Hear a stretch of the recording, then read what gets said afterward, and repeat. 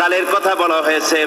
কোরআন শরীফে আল্লাহ রাব্বুল আলামিন পরকালের কথা, মৃত্যুর কথা, কিয়ামতের কথা, হাসরের কথা, সিরাতের কথা, মিজানের কথা, মওতের কথা যত বলেছেন, জান্নাতের কথা যত জায়গায় যতগুলা বলেছেন, সবগুলি আয়াতে কারিমা যদি এক জায়গায় করা যায় তাহলে পুরা কোরআন শরীফের 1/3 10 পারার সমান হবে। জোরে বলেন সুবহানাল্লাহ। যেহেতু পরকালের চিন্তা ছাড়া মানুষের জীবন পরিচ্ছন্ন হতে পারে না, সুন্দর হতে পারে না, অপরাধ মুক্ত হতে পারে না। আল্লাহ পাক বলেন সেই দিনটি বড়ই ভয়ানক, বিপজ্জনক।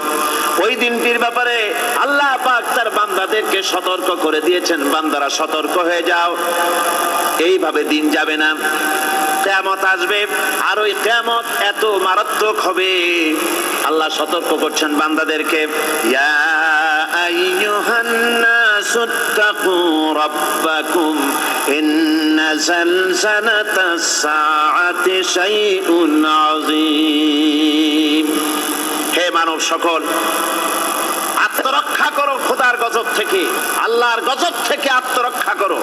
ইন্না যালজালাতাস সাআতি শাইউন আযীম, সেই কিয়ামতের সেই কম্পন খুবই মারাত্মক, খুবই ভয়াবহ কম্পন সৃষ্টি হবে সেদিন।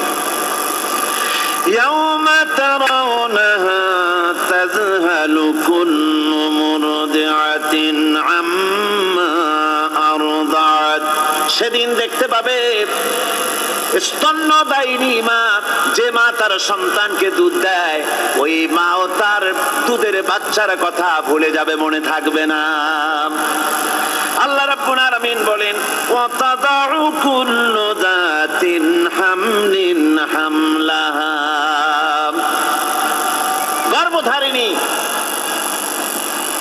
মেয়ে লোক তাদের গর্ভ খসে পড়ে